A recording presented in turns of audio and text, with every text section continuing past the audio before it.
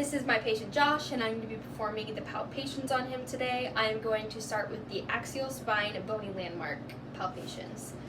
So first, I'm going to look for the bony prominence of the clavicle, and then I'm going to put my fingers there, and I'm going to move medial. I'm going to move medial until I feel that dip of the jugular notch, and then I'm going to move directly inferior to that.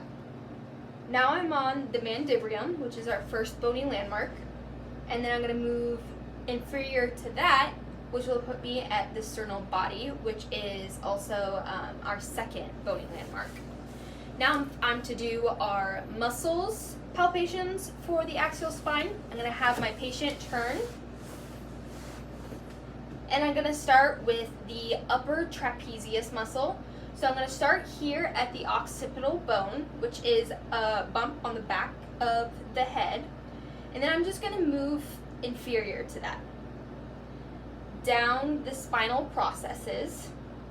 And then once I reach right below the shoulders, I'm going to move lateral. This will put me in between both the right and the left scapulas. And that will be our trapezius, upper trapezius muscles. And then if I want to find the erector spinae group, I am going to start at the sacrum, and then I'm going to move a little superior to that to where I'm in our lumbar region. As I'm on those spinal processes, I'm going to move lateral. This muscle runs from the bottom of our lumbar up to the upper part of the back. And this is where we would palpate our erector spinae group. Go ahead and face the front. Next, I'm going to palpate the bony landmarks of the shoulder. So I'm going to start with the most superior part of the scapula, and I'm going to follow that lateral. And I'm just going to keep following that lateral until I feel a slight hook, and that is the acromion. Now, if I'm to move inferior and then a tiny bit medial, I should be on the coracoid process. I can identify that this is the coracoid process if I have my patient lift his arm up, and I can feel that bump right there. The muscles for the shoulder are going to be the teres major and the teres minor. So I'm going to start on the most lateral side of the scapula, and then as soon as I feel that lateral side, I'm going to go a little bit lateral to where I feel these muscle groups. The upper third of the scapula is going to be our teres minor, and then the lower 2/3 is going to be our teres major. Next, I'm going to talk about the bony landmarks of the elbow. So the first one is the medial epicondyle, which you can visually see here. But if I was to want to palpate that, I would start at the cubital fossa, and then I would move medial until I feel that bump. And that is going to be our medial epicondyle.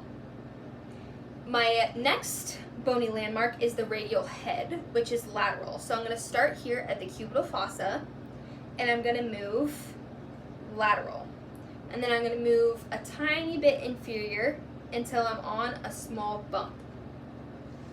If my patient is to deviate their wrist radially, I should be able to feel the radial head. And then for the muscles, I'm going to start with the biceps brachii. So here I have the groove of the biceps, and then on either side I have the long head of the biceps and the short head of the biceps. So if I move down that bicipital groove, I should be able to feel the biceps brachii all the way down to the elbow. The biceps brachii are a flexor for the elbow. And then if I go on the anterior side of the shoulder, it should be prominent, but we have the tricep muscles. So I could start up here at the acromion process and move inferiorly. Now this is an extensor for the elbow, so if I was to have my patient start with their elbow flexed and move down into an extension, I should be able to feel that muscle contract.